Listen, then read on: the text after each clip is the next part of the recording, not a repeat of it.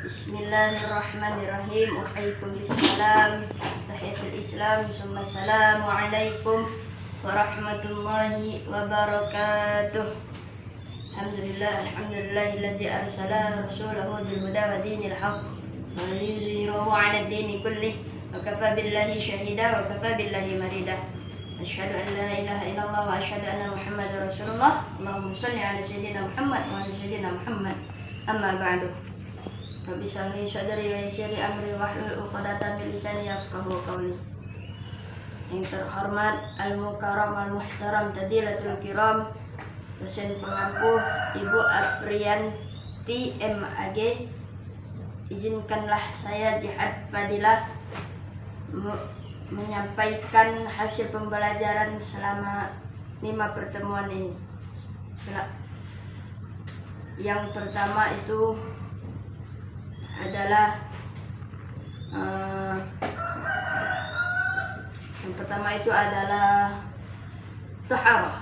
taharah, hadas dan najis.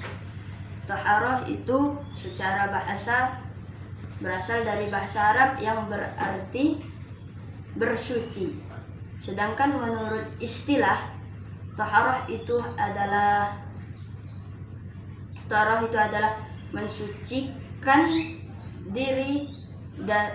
mensucikan diri pakaian maupun tempat yang terkena dari najis dan hadas dengan menggunakan air yang mutlak, yaitu dengan menggunakan air yang suci, dan boleh pula menggunakan dengan tayamum, dengan debu yang suci.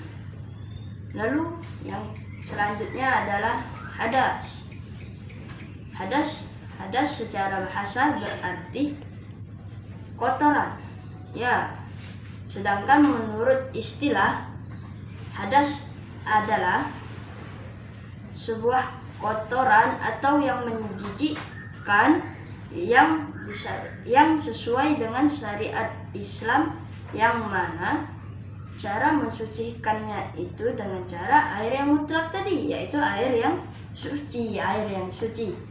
Lalu hadas ini dapat dibagi menjadi beberapa bagian.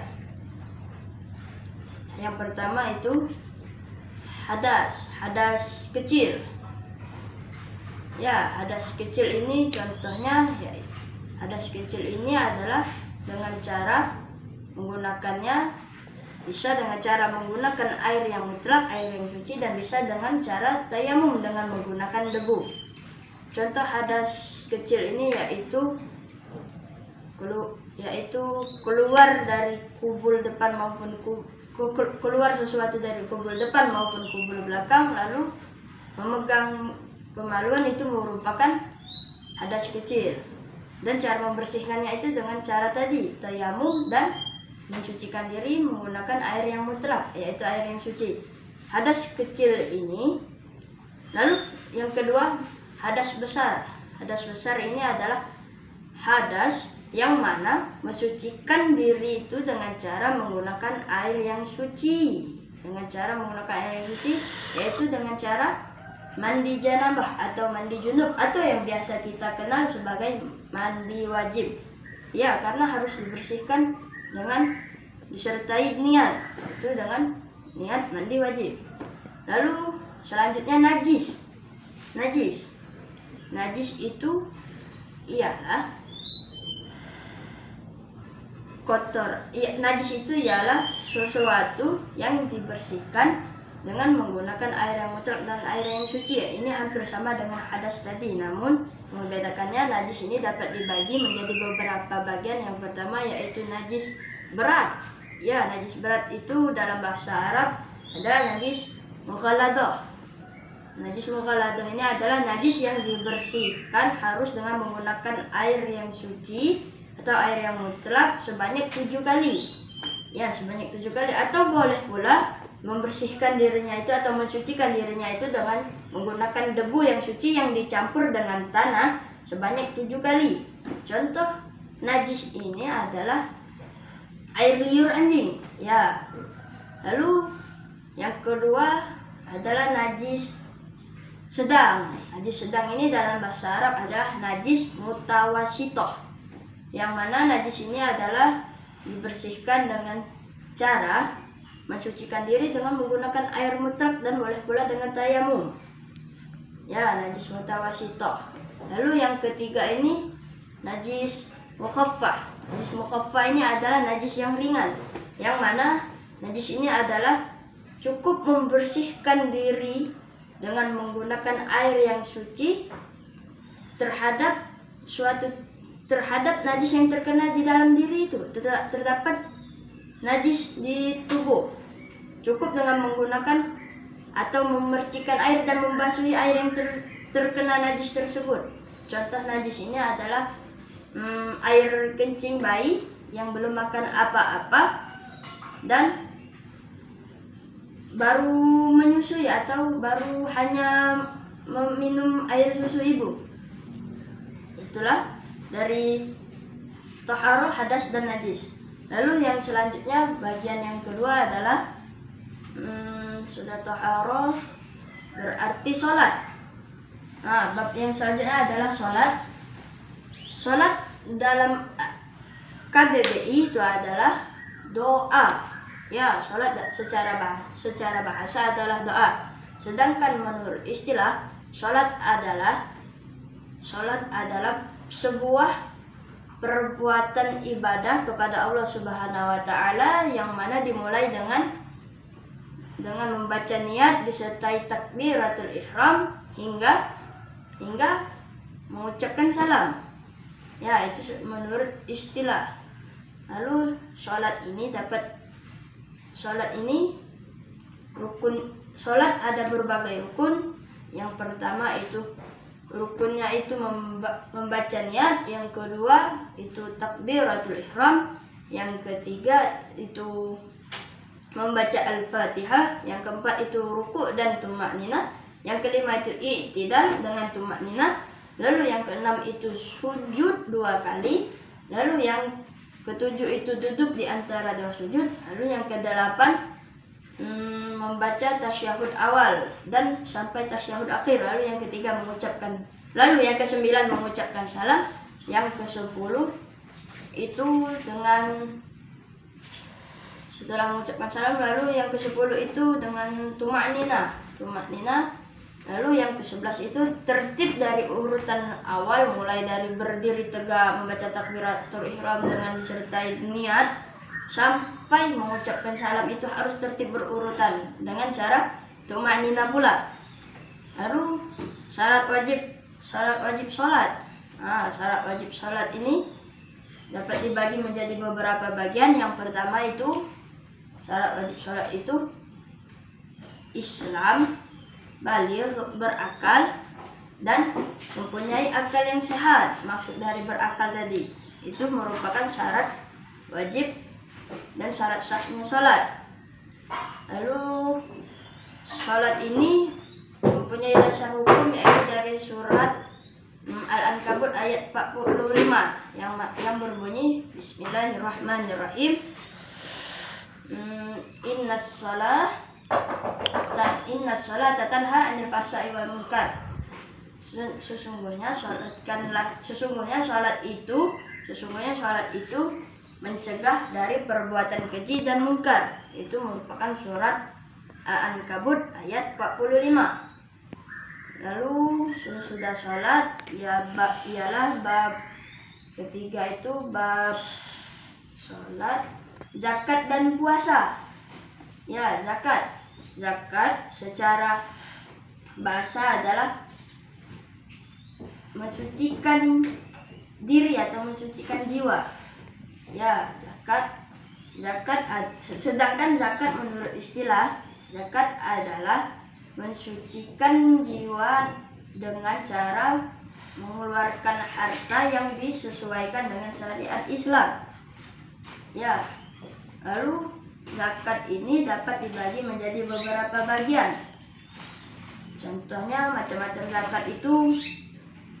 zakat itu ada yang namanya zakat mal. Zakat mal ini adalah biasa disebut sebagai zakat harta. Zakat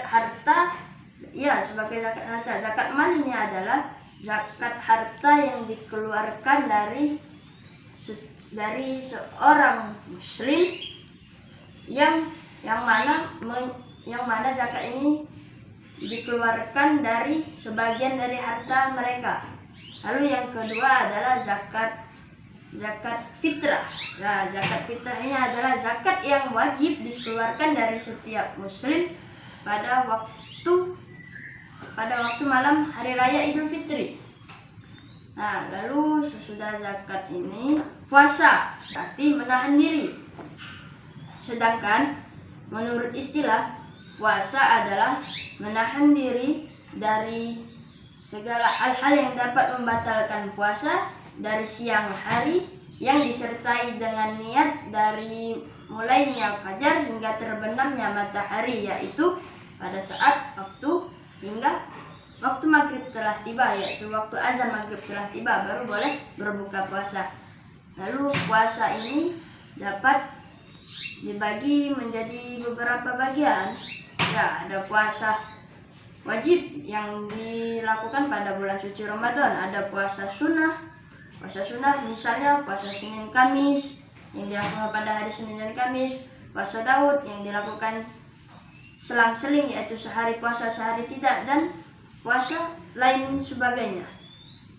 Lalu setelah ini rukun puasa itu adalah harta yang dikeluarkan harus sesuai dengan kriteria syariat Islam. Lalu rukun puasa ini harus ada yang namanya itu si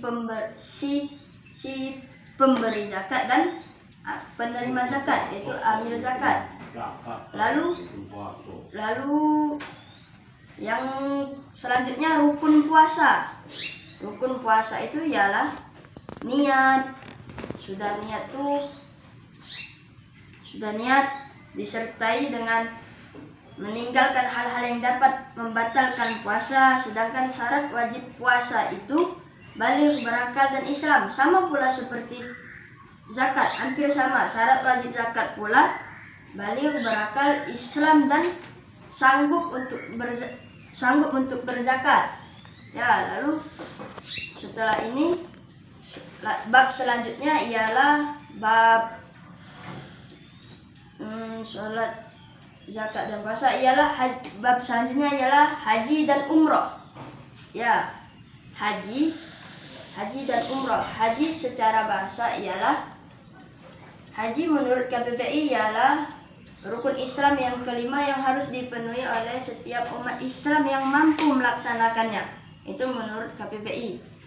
Sedangkan haji menurut istilah adalah, haji adalah melaksanakan ibadah yang mana pada saat bulan haji, yaitu 11, 12, dan 13 Zulhijjah, umat Islam melaksanakan ibadahnya dengan cara mengelilingi Ka'bah dengan meniatkan dirinya dengan menunaikan ibadah haji. Lalu setelah ini macam-macam haji. Macam-macam haji ini ya banyak, ada haji wada, yaitu haji perpisahan. Ya, lalu contoh dari